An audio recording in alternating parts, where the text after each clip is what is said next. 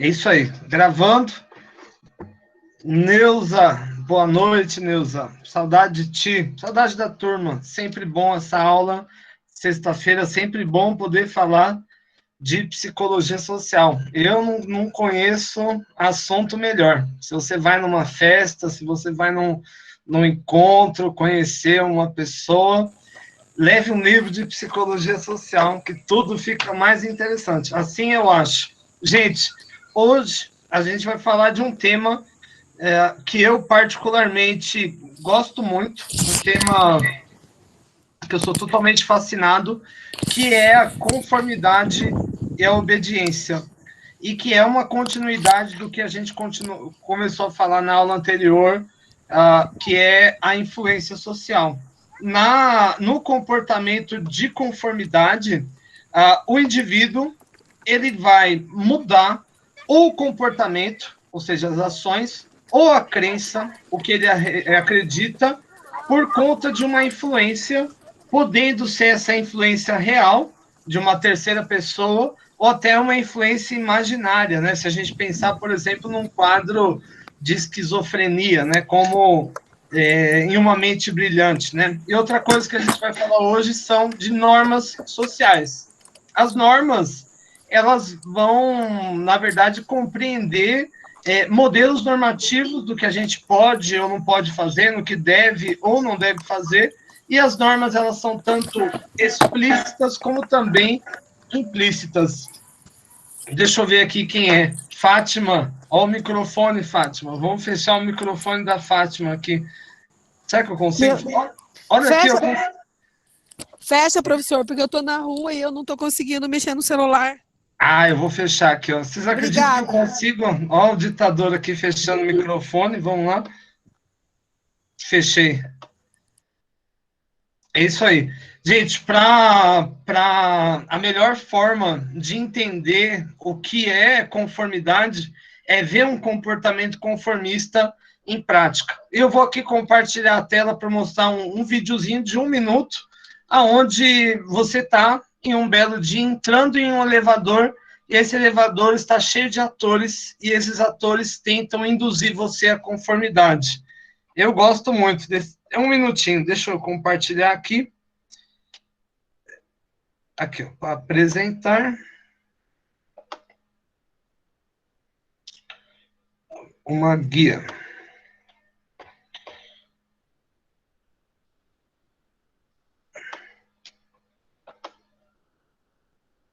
Ok, vamos lá.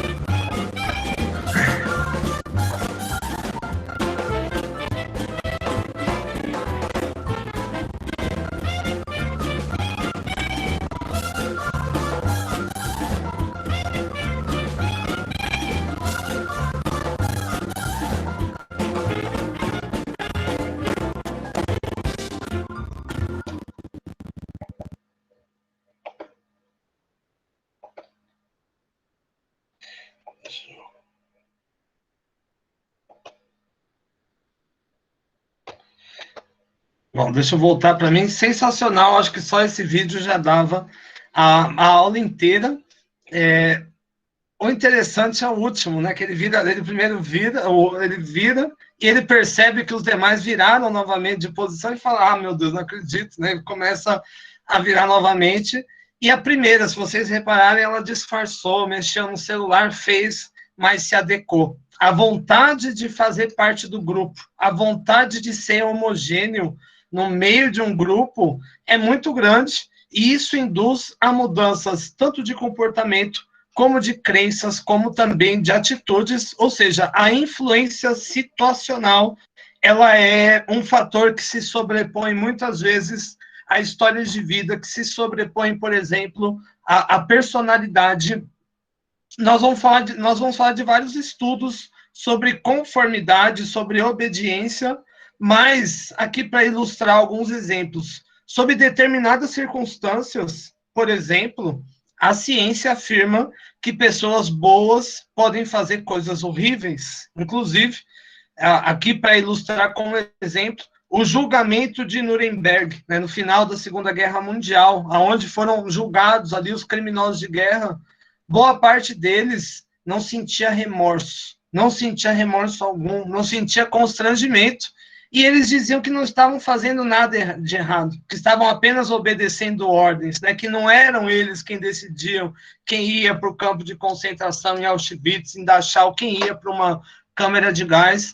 E a conformidade, as teorias sobre conformidade e obediência, de alguma forma, podem corroborar o argumento dessas pessoas. Não exatamente tirar a culpa dessas pessoas, mas pode, de alguma forma, mostrar que o poder da situação é grande e leva, muitas vezes, o indivíduo a adotar comportamentos que são deletérios a ele mesmo, né? Deixa eu compartilhar a tela aqui novamente com vocês. E adorei o fundo da Cleisi. Estou com inveja. Cleisi, aonde eu acho esse fundo aqui? Meu Deus do céu.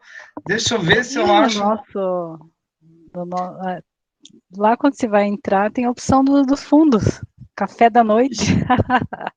Mas aonde está esse? Nossa. Vai rolando para baixo aí, professor. Passa esse. Eu tenho todas as opções. Menos... Eu não encontrei no meu também. Ah, a Cleisi tá inovando. Gostei muito, hein, Cleisi? Bom, eu acho que esse aqui está o mais próximo. Vai ficar esse aqui. Acho que é só no dela que tem mesmo. Acho que é só no dela que tem, Cleisi. Achei legal. Sim. Pessoa VIP, vocês sabem como é, né, gente? Tem exclusividades. Legal, Cleisi, legal. Bom, deixa eu compartilhar a tela aqui.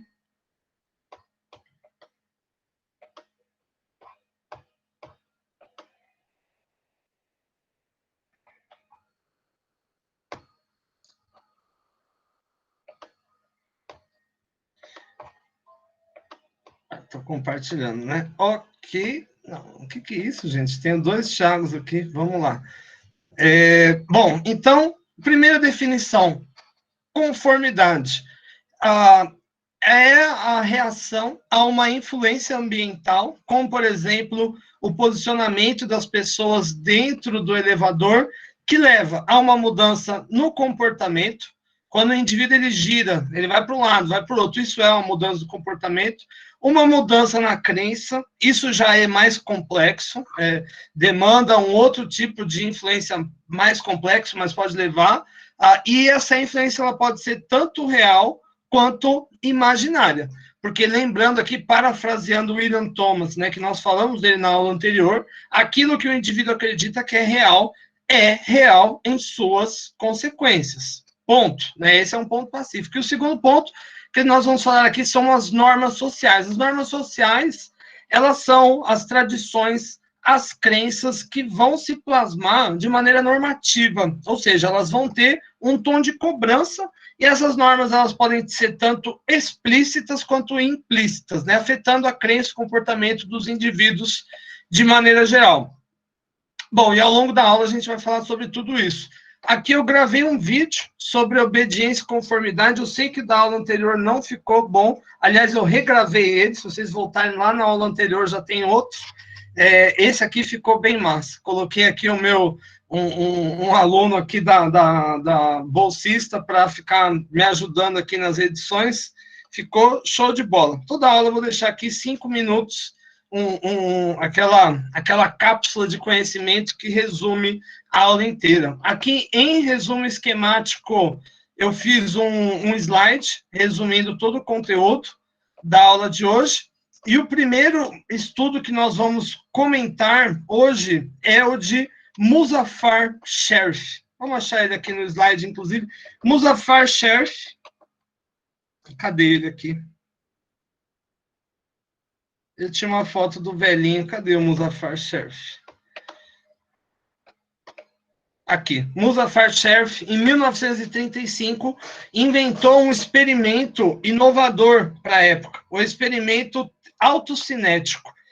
O que ele queria provar? Se ele viu o surgimento de uma norma social dentro de um laboratório. Uma norma social, percebam que aquela questão do elevador, por exemplo, o indivíduo ele ajustou ali temporariamente o comportamento.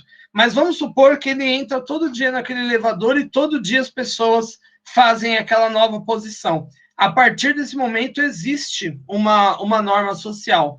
E é difícil identificar onde ela começa, e muitas das tradições, das crenças, dos costumes que nós temos no nosso dia a dia, são normas sociais que começaram em outros períodos. Como, por exemplo, não vou aqui dar nenhum tom de julgamento, mas nas religiões judaico-cristãs, as proibições ou restrições de maneira geral que se tem em relação à carne de porco.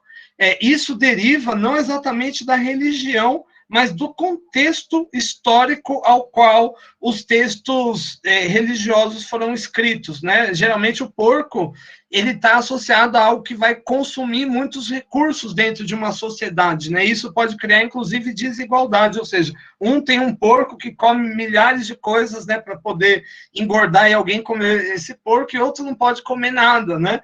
Como é a questão também da carne de vaca na Índia, né?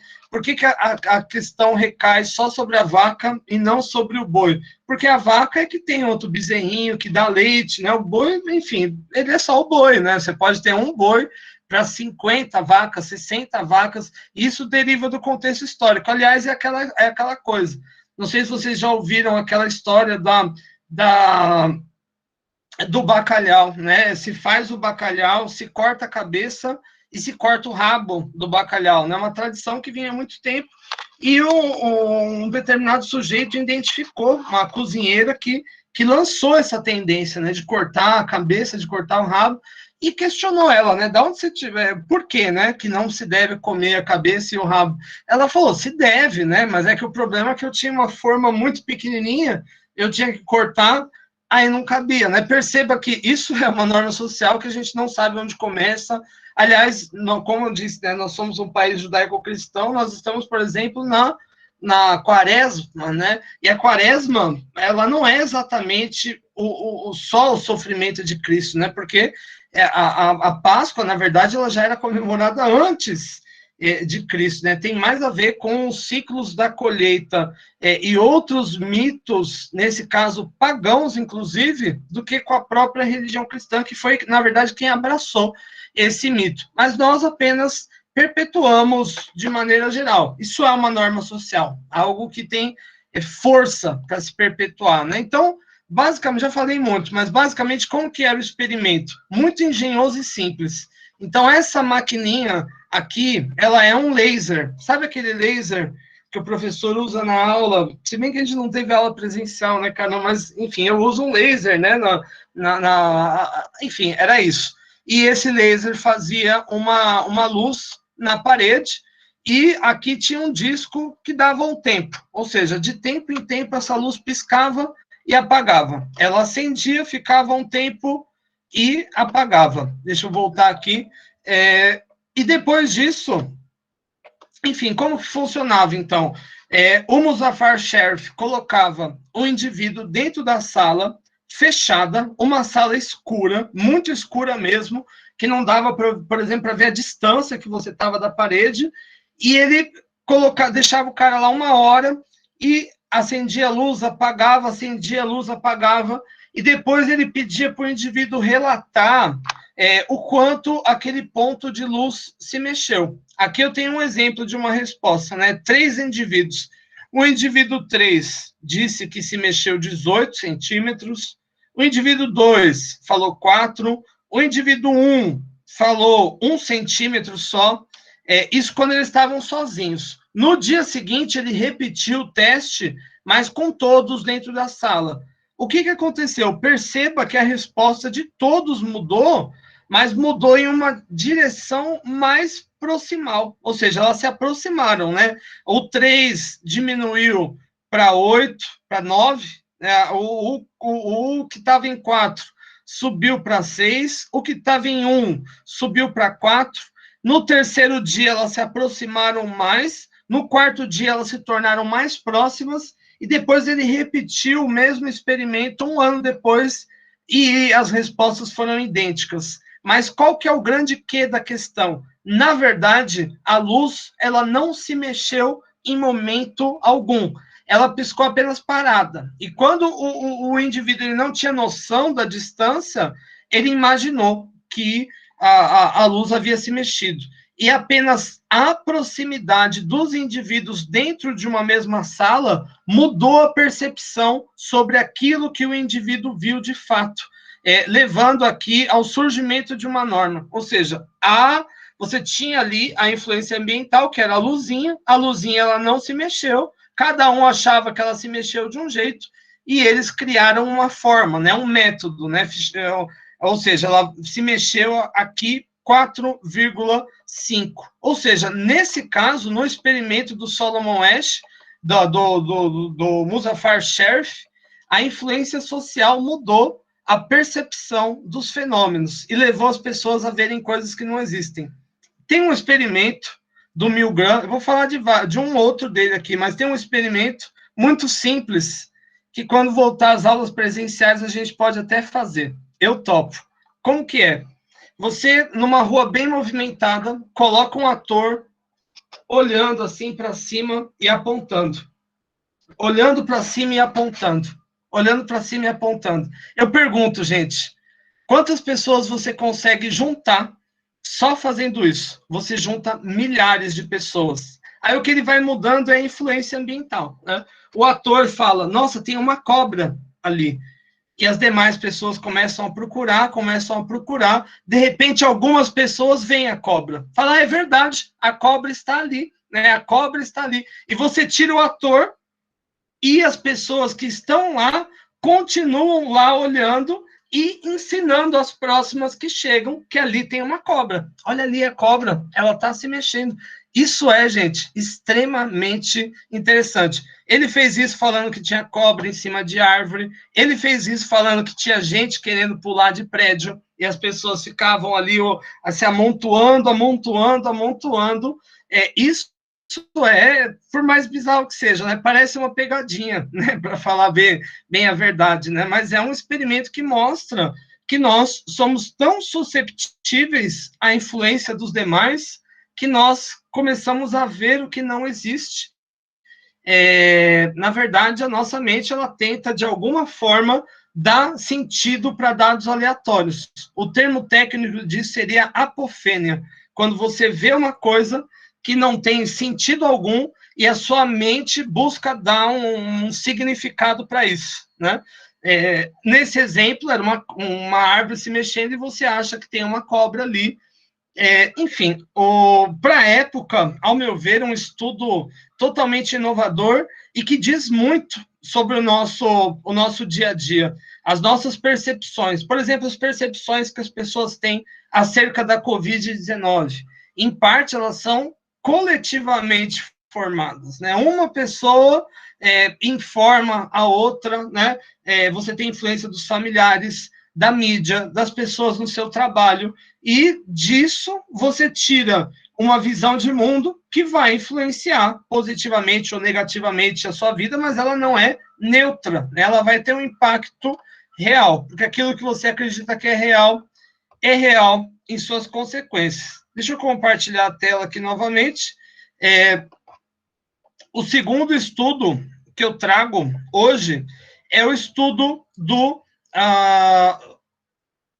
Solomon Asch está aqui compartilhando. Solomon Asch, um estudo, gente, extremamente simples, e prometo, quando voltar a aula presencial, a gente faz.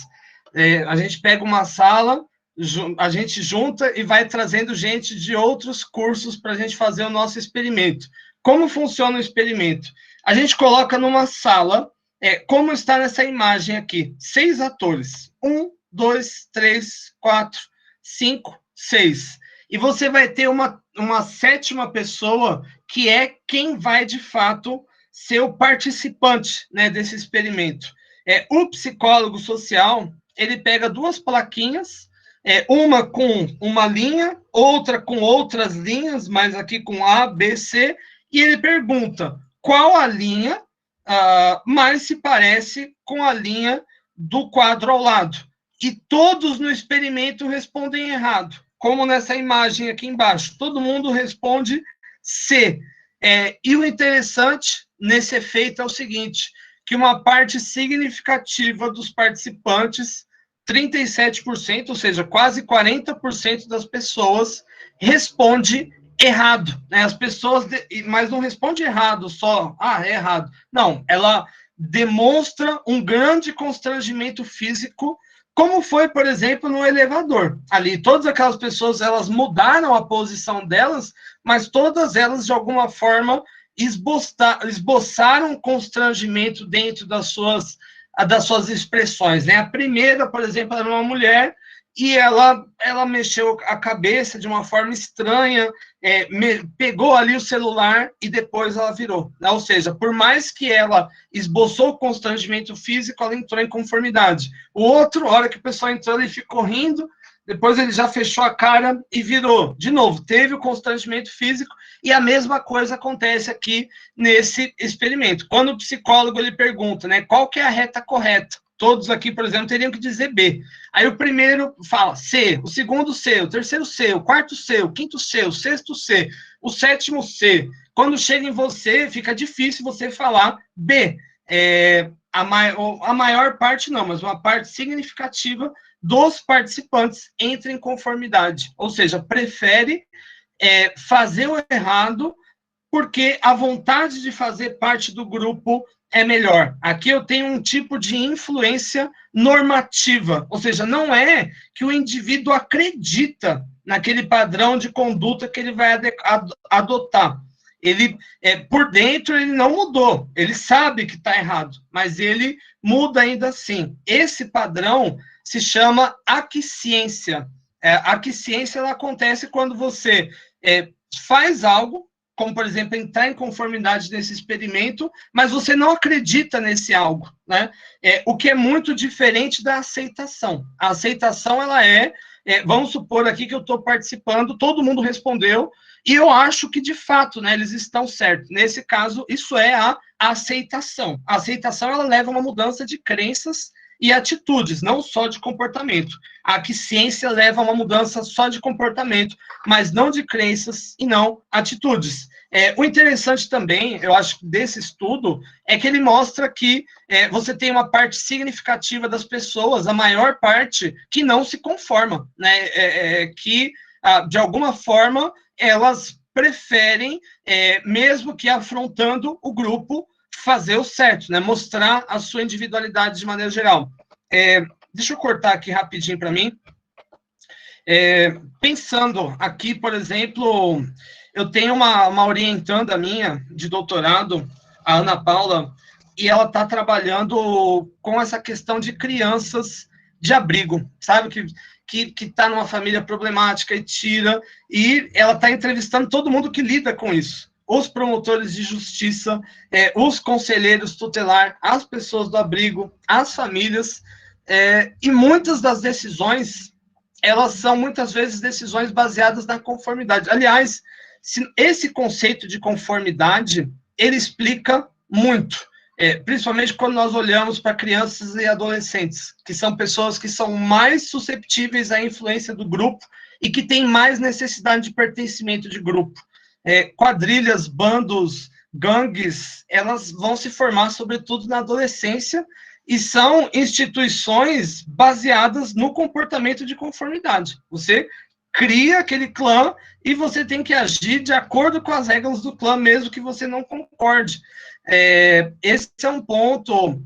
Quando nós conhecemos a conformidade e a nossa tendência de nos inclinar à obediência, nós nos tornamos, de alguma forma, vacinados em relação a essas influências deletérias, né? Por isso que essa disciplina psicologia social, por exemplo, ela está introduzida na Europa, na maior parte dos países, dentro do âmbito do ensino médio.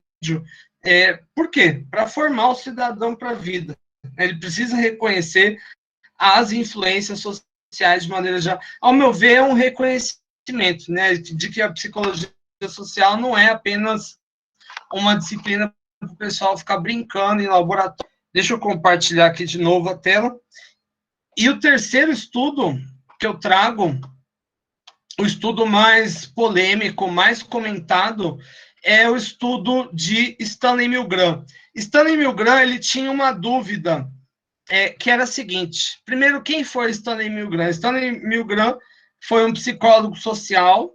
Ele se formou em psicologia social no final da Segunda Guerra Mundial, e a família dele, né, boa parte foi parar em campos de concentração, em Auschwitz, em Dachau, e ele tinha uma dúvida que perturbava muito ele por conta disso, né, um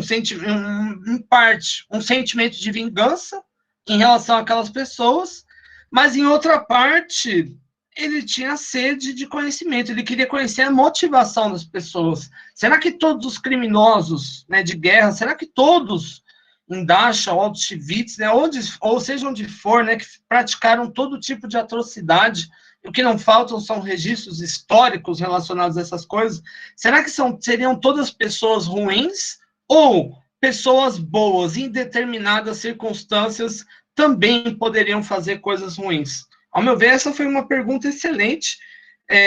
Enfim, depois eu vou discutir a questão da ética do experimento do Stanley Milgram, mas vou definir os passos. Então, ele criou uma situação experimental falsa, na verdade, né? Então, aqui, vamos olhar nesse quadradinho aqui. Você tinha o indivíduo que estava sendo testado de fato, que aqui está identificado como estudante. Você tinha o psicólogo social, que aqui está identificado como professor, e você tinha o indivíduo ligado na máquina de choque. Então, a ordem aqui era o seguinte: aquele que estava sendo testado, né, que foi participar voluntariamente do estudo, ele deveria ler uma palavra, pedir ali para o outro indivíduo repetir, e sempre que o indivíduo repetisse errado, ele deveria ministrar um choque e elevar a voltagem do choque, ou seja, o próximo choque seria pior. E, no final, a voltagem final desse choque seria de 450 volts, que seria uma voltagem fatal, ou seja, um choque severo, a pessoa morreria. Detalhe, gente, essa máquina de choque era de mentira, ela só acendia a luzinha, tinha um negócio aqui que, aliás, ele fez várias máquinas diferentes e aplicou o experimento de várias formas diferentes, mas era tudo de mentira, não tinha ninguém tomando choque, mas quem estava tomando choque fazia escândalo, né, gritava, esperneava, né, e esse experimento ele foi feito de várias formas, com o indivíduo em outra sala, com o indivíduo aqui, ó, se vocês olharem aqui, um indivíduo que está sendo testado do lado, né, do cara, né, pegando a mão dele, colocando um negócio de choque, do indivíduo deitado numa maca do lado e supostamente levando o choque na cabeça, enfim, fizeram de várias formas diferentes para ver, né, como os indivíduos reagiriam. Então, vamos supor aqui que nós estamos fazendo, né, deixa eu cortar um pouco aqui para mim, deixa eu ver quem está aqui na câmera, a Neuza. Vamos supor que a Neuza dá para abrir o microfone, Neuza? Sim, professor. Então vamos supor que o psicólogo falou para você que você tem que dar o choque sempre que eu errar, você mandar eu soletrar alguma coisa e errar.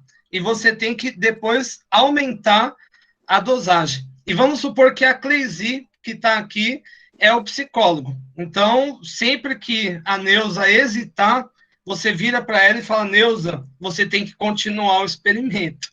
Ok? É só isso. Nossa, Neuza, fala qualquer palavra para eu repetir, para eu soletrar o teste. conformidade. Conformidade. K-U-M-I. Eu acho que eu errei, né, Neuza? Foi mal, professor.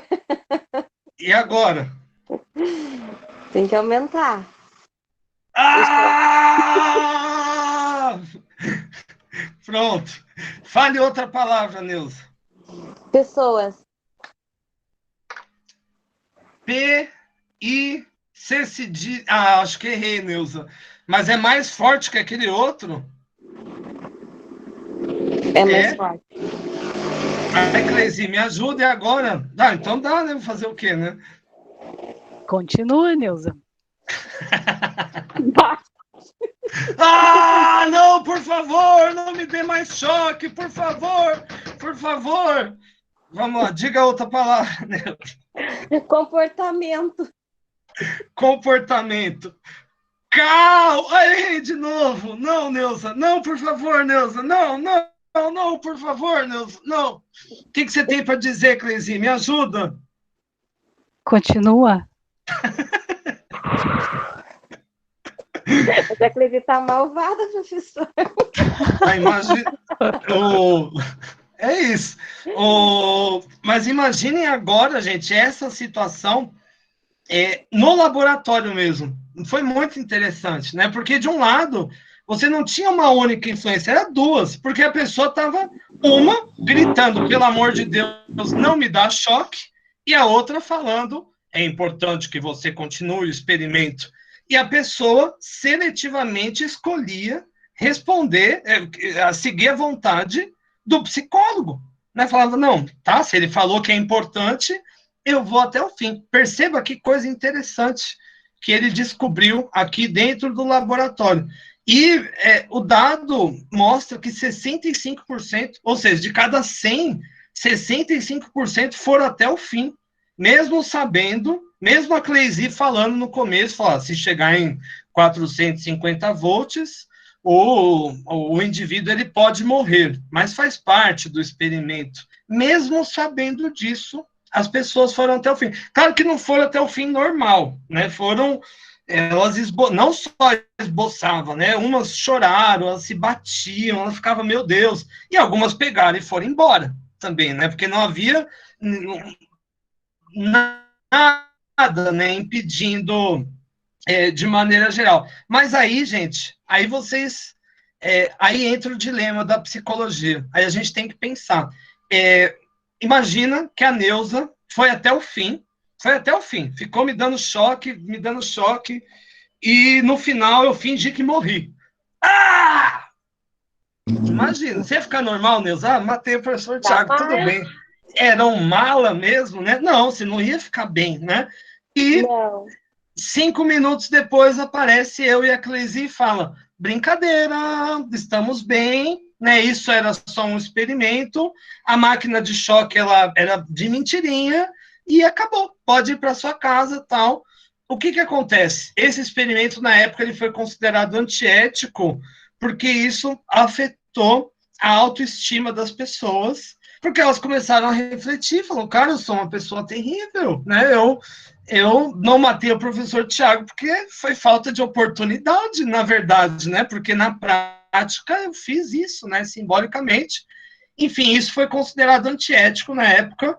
Inclusive, ele perdeu o posto na faculdade, mas ainda assim, eu acho que esse resultado ele diz muito para a gente. Ele é extremamente significativo. E muitas coisas que acontecem na nossa sociedade, estou falando exatamente de tortura, mas um caso, por exemplo, uma colega, eu orientei um TCC aqui na faculdade, a Vanilda, e ela trabalha em uma maternidade, e ela presenciou muitas vezes casos de violência obstétrica. E o que configura, né, essa violência obstétrica? Né? Algumas práticas e outras coisas assim, comuns, assim, como, por exemplo, você xingar a grávida, você falar um termo inadequado, etc, etc. E ela percebeu que muito dessa violência não começava no baixo o escalão ali de trabalho, né, os técnicos. Na verdade, começava entre os próprios médicos e os enfermeiros, os técnicos de enfermagem continuavam, todo mundo acabava dando continuidade àquilo, obedecendo, né, a figura do médico de maneira geral. Isso diz muito, né, sobre as relações de assédio. Eu acho que esse foi um experimento genial, mas também pondero aqui, né, essa questão da ética. Né? Hoje seria inadmissível nós fazermos esse tipo de experimento da forma como ele foi proposto, mas que os resultados são interessantes e dizem muito sobre a natureza humana, isso é indubitável. Esse mesmo estudo ele foi refeito, simulando uma situação de hospital, um experimento chamado Enfermeira da Morte, Nurse of Death. Então, eu chegava aqui, na Neuza de novo, e na Cleisi, falava, meninas, tudo bem? Vocês estão bem? Estão alto astral? Gente, eu aqui tenho essa ampola com essa medicação para dar aqui para Elisane. Por favor, apliquem nela. Pode matar, com certeza, né? Vocês sabem, né? Mas é tranquilo, é o que vocês têm que fazer. Olha que coisa, né? Uma ordem, né? Uma ordem de matar alguém no ambiente, e você fez um juramento, né? Falando que não ia fazer aquilo, e de repente você recebe uma ordem dessa. O resultado foi extremamente parecido. Mais de 60% das enfermeiras falaram, tá bom, tudo bem, vou lá, tudo bem, né? Não tenho o que fazer, né? Vou lá aplicar. Evidente que era um placebo, né? Mas, de novo, uma situação extremamente parecida. Deixa eu compartilhar aqui com vocês.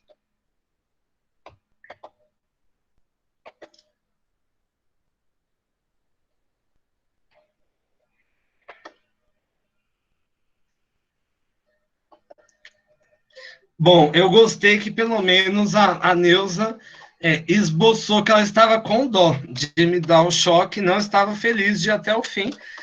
Enfim, se a gente olhar aqui o resultado, né, do 1.000 gramas, a maioria, 65%, foi até o fim, e todos da amostra passaram de 300 volts, que já é um estado onde o cara estava, enfim, simulando bastante. Aqui tem o 1.000 gramas e a turma dele, os orientandos de doutorado, que acho que se divertiram muito, na verdade, fazendo esse tipo de experiência.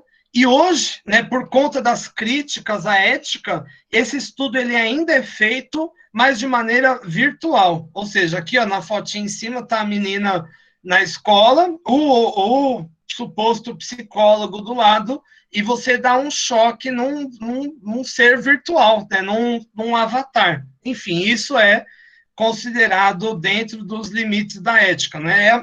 É a tecnologia, de alguma forma, ajudando, né, a nós adaptarmos, enfim, esse tipo de estudo para os dias atuais, né, sem ferir aquilo, né, que no direito a gente entende como a dignidade da pessoa humana, né, de maneira geral. A gente não pode, nenhum experimento pode trazer um mal, né, para a pessoa, pode trazer uma consequência deletéria para a vida da pessoa, né.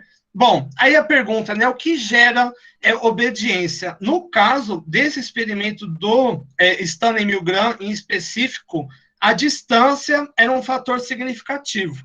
Uma coisa é quando o indivíduo estava em outra sala, por exemplo, que você só ouvia o grito. Outra coisa é naquelas outras versões, onde você tinha que pegar a mão dele e dar o choque, ou quando ele estava deitado do seu lado ali, tomando o choque. Isso diminuía a probabilidade do indivíduo dar o choque até o fim. E outra questão é a despersonalização. Quando, por exemplo, não era dado um nome ao indivíduo. Aliás, né, a maior parte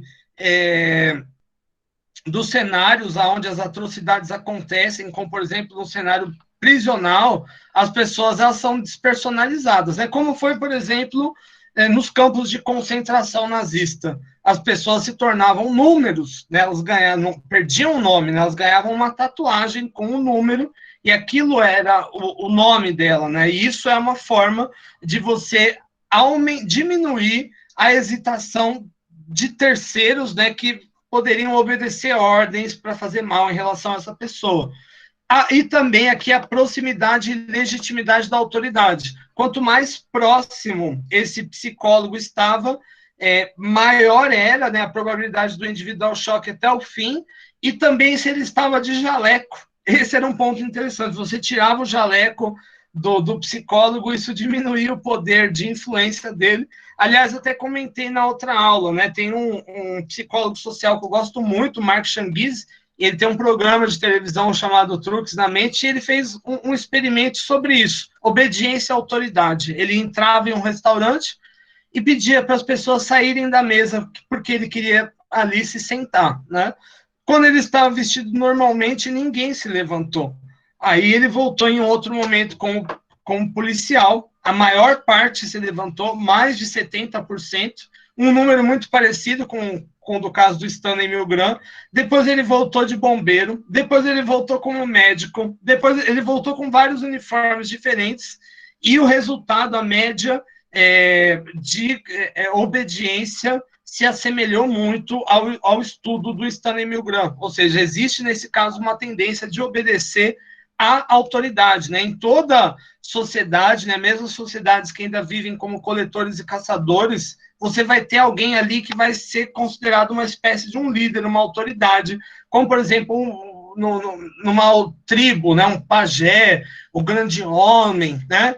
É uma espécie de uma inclinação, de alguma forma, né? O tamanho do grupo, ele diz muito, né? Primeiro, grupos de 3 a 5 indivíduos, eles tendem a ter mais conformidade do que um grupo apenas de 1 ou 2, e grupos com mais de 5 indivíduos, eles vão ter o que nós chamamos de retorno decrescentes. Por exemplo, se eu faço, uma aula presencial, eu faço um grupo de 7 pessoas, a distribuição de tarefas e quanto cada um vai trabalhar de maneira efetiva, ela tende a ser menor do que seria um grupo de 3 a 5 pessoas. Dito de outra forma, um grupo com mais de 5 pessoas, existe maior probabilidade do indivíduo fazer corpo mole, né, do grupo.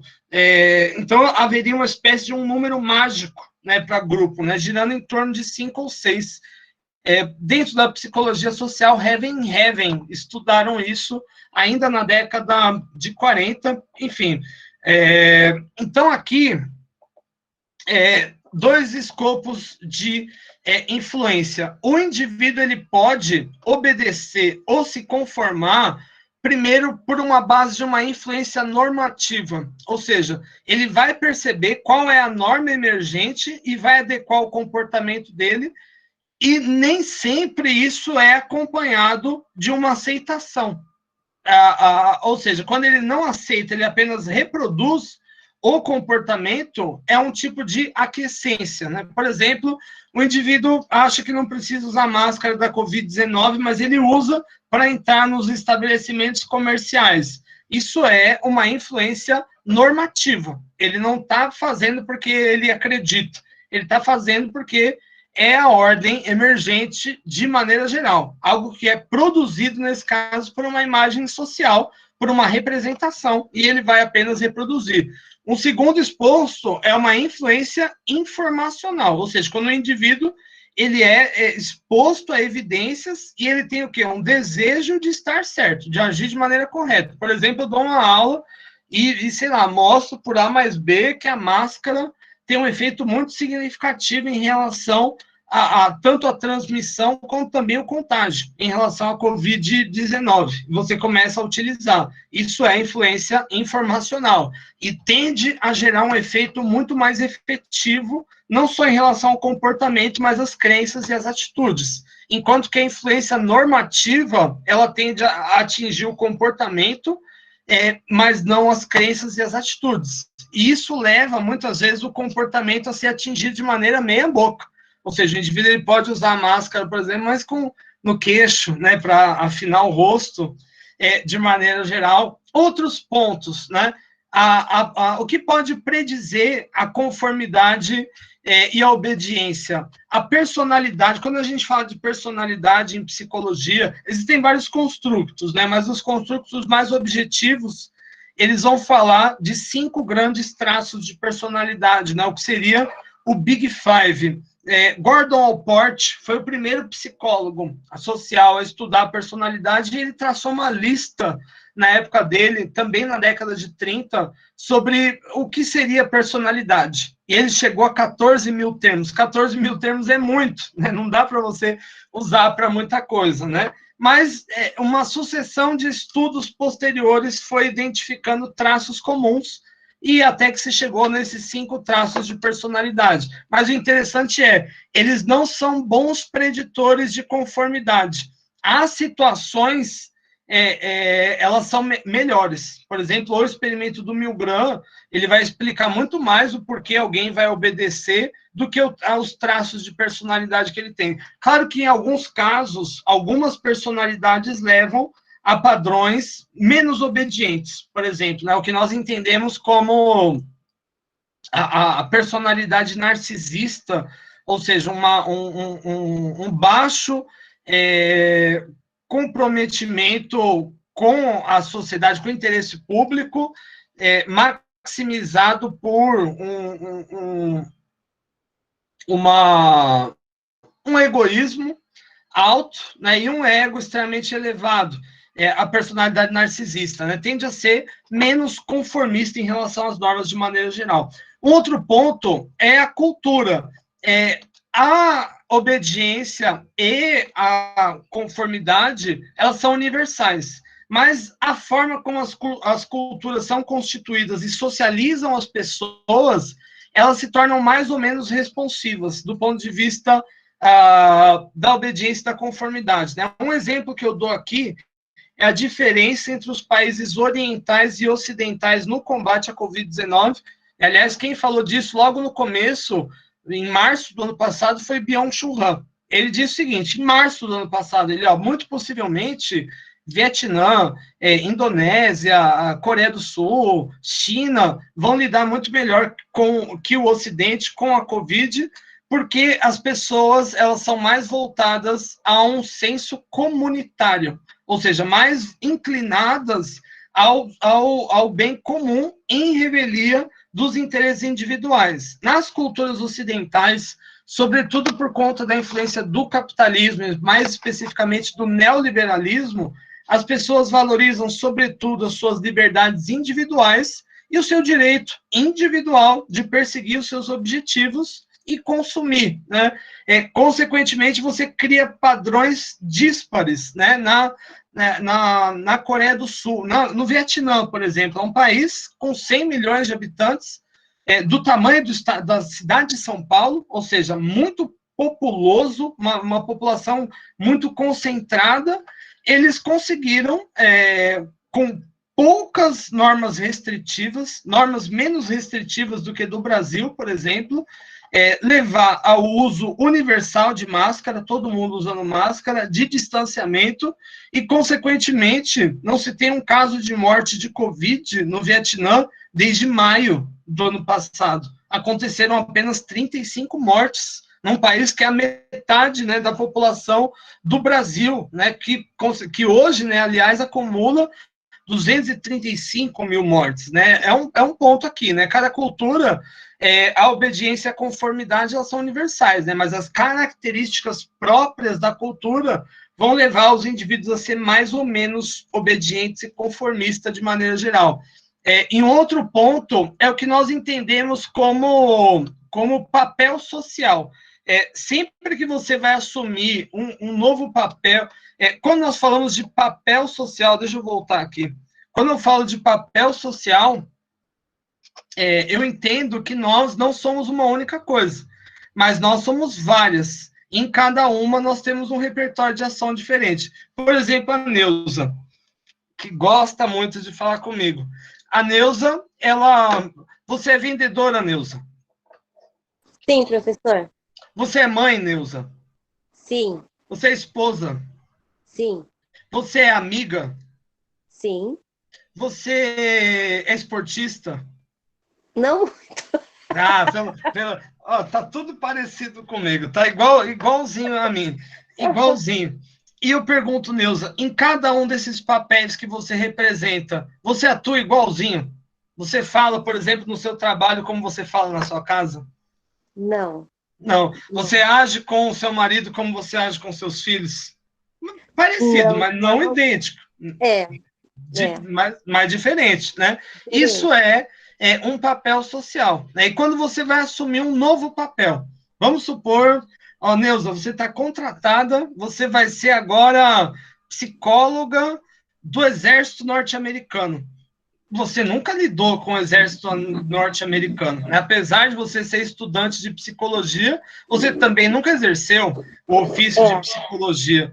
Então, quando você chegar lá no quartel para exercer, em parte, você vai se conformar com tudo que falarem para você. Fala, Nilson, você tem que usar essa roupa aqui de soldado, olha que coturno bonito, você vai ter que engraxar ele todos os dias, você vai ter que prender o seu cabelo aqui, botar um lencinho, você vai ter que fazer isso, vai ter que fazer aquilo, e você acata, correto? tem que acatar.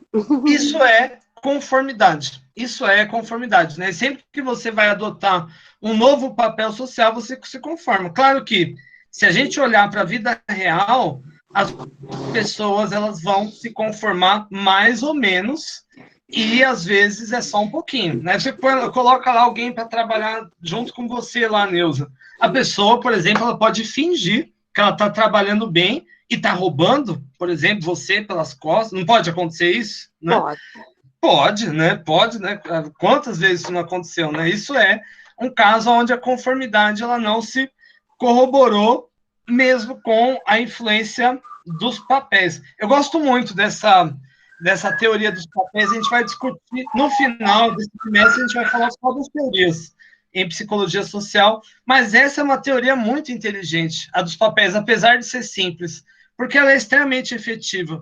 É uma coisa o professor Tiago aqui na live, outra coisa o professor Tiago daqui a pouco, dando banho em criança, outra coisa daqui a pouco, tentando ser legal com a minha esposa, mesmo de mau humor. Outra coisa, daqui a pouco, amanhã, eu respondendo os meus colegas, né, sobre pesquisa, eu não sou a mesma pessoa em nenhum desses cenários, em nenhum deles. Isso é interessante, às vezes eu fico perguntando, quem é o professor Tiago? Quem será esse sujeito? Professor, Diga lá. então assim, quando você acata o papel, mas você não concorda, isso você está mascarando? Isso é uma aquiescência. É quando você muda o seu comportamento, mas você não muda as suas atitudes e crenças. Entende? Sei lá, vamos supor que eu contrato você para trabalhar comigo e falo, ó, Cleisi, você tem que usar a máscara, você tem que usar face shield, você tem que usar luvas, você tem que usar esse capô aqui, e você tem que ficar dentro de uma bolha, né? Você pode fazer tudo isso e não concordar. Você fala, nossa, que lixo que é ficar dentro dessa bolha aqui, né? Que ia mudar, né? Não vou... Entende isso? É diferente, né? Acontece muito isso no trabalho, muita gente só... Exato. Esse é um... Eu acho que esse tipo de insight é fundamental para a psicologia organizacional, né? É muito difícil você recrutar alguém, ensinar uma função para alguém e levar ele a reproduzir, falar, faça, né? Todo mundo quer que as pessoas sejam no trabalho proativas, ou seja, identifiquem os problemas, façam elas mesmas, mas as próprias regras que nós, muitas vezes, traçamos no ambiente de trabalho não favorecem isso.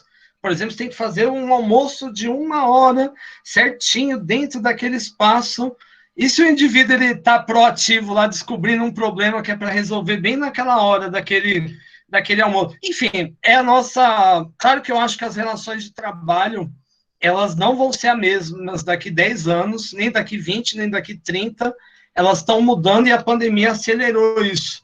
Mas esses problemas, eles vão persistir nesses novos modelos de trabalho, se bem que a maioria dos novos modelos tá fazendo as pessoas físicas virarem pessoas jurídicas, né? Todo mundo é o empresário de si mesmo. Hein, professor, essa aquiescência, é isso que causa, será muitas vezes a frustração no profissional, quando ele não consegue, tipo, ele é obrigado a cumprir aquilo, a seguir aquilo, mas ele não concorda. Isso é o que causa a frustração, será? Eu me sinto frustrado com isso e, enfim, não vou falar muito aqui, senão vai que os meus patrões aqui veem isso, mas muitas das coisas, das minhas atribuições dentro da faculdade, eu não concordo que são coisas que eu teria que fazer, mas assim mesmo eu faço. Mas eles não conseguem mudar as minhas crenças e as minhas atitudes, e de fato eu fico um pouco frustrado, e isso afeta, inclusive, a minha avaliação em relação ao meio ambiente. Eu acabo achando ele menos bom, né, menos produtivo de maneira geral, mas isso não é um problema aqui dessa instituição. Em todos os lugares que eu trabalhei, eu tive que seguir regras que eu não concordava e que, sabe, coisa que você vê que não funciona, mas são as regras, né? Mas eu sempre fui bom de acatar as regras, mas difícil de concordar com elas. Esse é um ponto muito interessante. Aqui, né, eu acho que o psicólogo organizacional ele é importante em duas pontas, né? Primeiro, para levar muitas vezes as pessoas que não estão acatando, né? Eu digo de crença e atitude, aquelas regras, a entenderem aquelas regras, ou para identificar as regras que não fazem sentido algum, né? Falar, gente, não tem ninguém cumprindo, ninguém quer isso aqui, né? Vamos pensar em uma outra coisa, né? Modelos, né, de trabalho, como dessas empresas Google, Facebook, do Vale do Silício, acabam levando isso em conta. São empresas muito diferentes para trabalhar. Primeiro que você nunca fica muito tempo no mesmo cargo, né? Você vai virando. São modelos onde a hierarquia ela não pesa muito. Ou seja, desde o faxineiro até o CEO, todos acabam tendo mais ou menos a mesma voz. Assim. Só que eu acho o seguinte, eu tenho muitos colegas da administração que falam disso assim, sabe? Parece que ele está falando da noiva dele, assim, da criança que nasceu. Mas essas coisas do Vale do Silício, eu não tenho certeza se elas são replicáveis a todos os lugares. No Brasil, por exemplo, a maioria das empresas são pequenas e médias e familiares. Será que dá para toda pequena e média empresa familiar ser um Facebook? Com Coca-Cola, com o horário você que faz, que pode levar cachorro, que pode... Entende? Eu acho que a gente tem que sempre levar em conta a cultura, né? Eu vou dar um exemplo aqui para vocês. No Japão, foi aprovado, ano retrasado, uma lei do 14º salário. Como que funciona? Funcionário que sai mais cedo, que não faz nenhuma hora extra no ano, ele ganha um 14º salário. Ou seja, é um incentivo para o cara trabalhar menos. E por que existe isso? Porque no Japão, eles são workaholics. Eles trabalham sem parar. Tem gente que morre, gente, trabalhando. Chega no trabalho e fica dias lá no trabalho. Né? Teve uma jornalista ano passado que morreu numa redação e eles tentam incentivar as pessoas a trabalharem menos. Eu pergunto, gente, se a gente fizer um 14º salário para quem sai mais cedo, para quem trabalha menos, aqui no Brasil, o que vocês acham que vai ser o efeito disso, né? O cara nem vai, né? Fala, nem vou, né? Eu vou receber aqui o 18º salário, né? Todos, né? Enfim, eu acho que por isso que eu acho o psicólogo, inclusive, tão importante, né? Porque ele, no âmbito laboral, porque ele conhece, inclusive, a cultura, a singularidade da cultura. Ele nunca, é diferente do administrador que vai ter muito contato com os modais de organização, apenas, né? Eu tenho um modal lá de Washington. Tá, mas o Brasil não é Washington, o Brasil não é o Japão, o Brasil não é a Europa, né? Eu tenho um colega, inclusive, acho que eu já falei deles para vocês, o Thales Viana Coutinho, que ele criou um laboratório, o Labracuca, na Estácio de Sá, o laboratório de psicologia brasileira, onde ele busca escrever uma nova psicologia, reescrever as teorias norte-americanas, europeias, em face ao modelo brasileiro. E o que é interessante nisso é que nós temos uma população muito rica. Os estudos que a gente faz com a população brasileira é muito heterogêneo. Você tem negro, branco, crente, católico, satanista, matador, gente boa. Você tem um perfil muito variado dentro do Brasil, né? Uma comunidade diferente, né? O que faz com que as teorias aqui, muitas vezes, elas não se adequem tão bem quanto se adequa em outro lugar. Significa que nós temos que fazer também nossas teorias. Esse é um ponto, não só usufruir das demais. Gente, eu peço desculpa, tem o cachorro latino aqui é o meu, deve estar acontecendo uma coisa terrível aqui fora, como, por exemplo, andando outro cachorro na vizinhança, ou alguém deve estar entrando no meu bloco, né, e ele é um maltês com 4 quilos, gente, agressivíssimo. Esse aqui, e tá velhinho, coitado, já não tem dentes. Muitos, né? Tem poucos. Deixa eu voltar aqui. E, por fim, gente, o conceito da reatância. Muitas vezes, a pressão para o indivíduo ele se adequar, o indivíduo encara aquela pressão como um tipo de agressão. E ao invés de mudar o comportamento, pelo contrário, ele se mantém na mesma conduta e ele adota muitas vezes um posicionamento agressivo, né?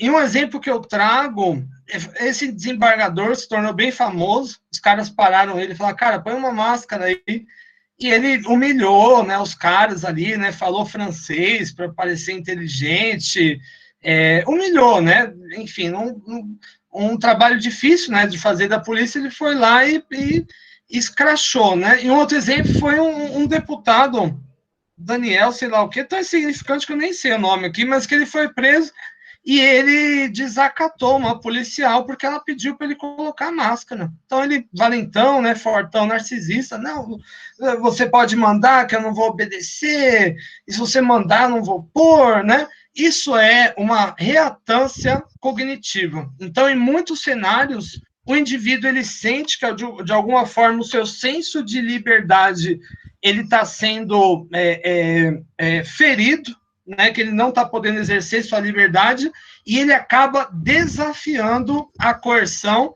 e ao invés de entrar em conformidade, ele vai no sentido contrário.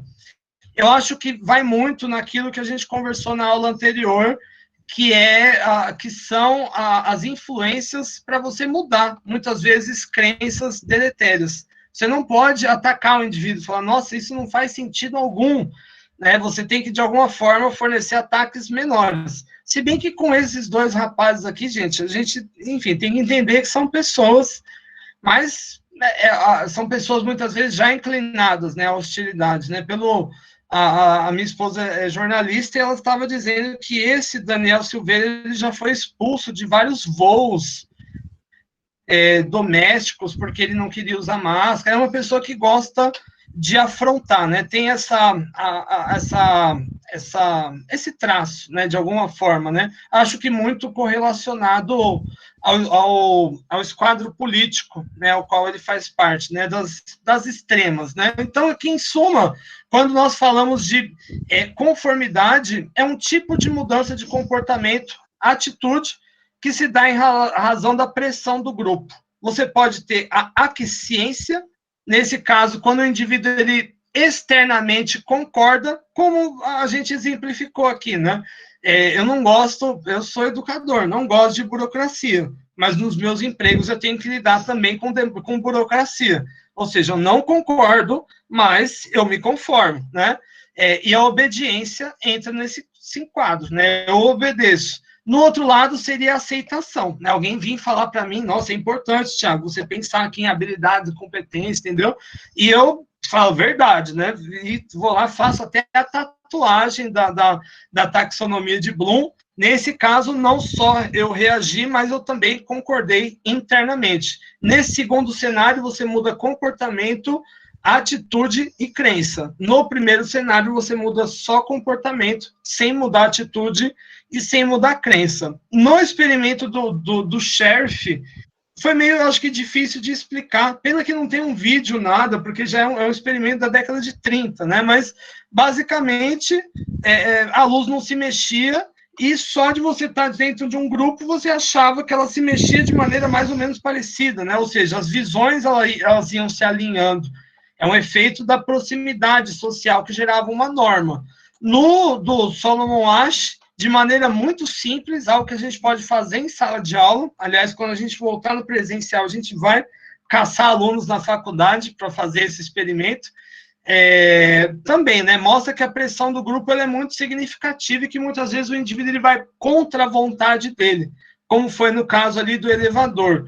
O do Stanley Milgram, ele já é meio problemático, né? Ele mostra que, sob determinadas circunstâncias, mesmo pessoas boas, elas optam por fazer o mal, né? Porque no caso desse do Stanley Milgram, você tem, gente, duas vozes, né? Não uma falando não dê choque e a outra deu choque, né? E você escuta só a deu choque e ignora a não choque. Nesse caso é a autoridade, né, que vai exercer esse tipo de influência. E como eu disse, muitos cenários essa influência se plasma, né? Como foi o caso do estudo da Vanilda, da minha orientanda, sobre a violência obstétrica. Eu confesso que eu fiquei muito chocado com os relatos que ela trouxe, com as coisas, enfim, eu não saberia dizer, assim, se minha mulher passasse, por exemplo, por aquele tipo de coisa, como eu reagiria. O tamanho do grupo é uma forma de predizer também, né, a conformidade, e grupos acima de 6 pessoas já começam a ficar problemáticos. Um outro ponto é o que nós chamamos de dissidência. Vamos supor que no experimento do Milgram, 2 respondessem certo. Isso já certamente invalidaria tudo. Todo mundo ia acabar respondendo certo. Quando você tem no grupo que vai entrar em motim, né, que vai discordar, isso aumenta a probabilidade de outros discordarem, né? A dissidência, ela chama dissidência, né? Além disso, a coesão do grupo, ela vai ser significativa, né? Uma coisa é um grupo de trabalho em sala de aula de pessoas que mal se conhecem, outra coisa é uma célula da Al-Qaeda, por exemplo, que as pessoas vivem juntas, né? Uma organização criminosa, né, que tem vários instrumentos, né? Quanto mais coeso, mais obediente. O status dos participantes interferem também, quanto mais elevado.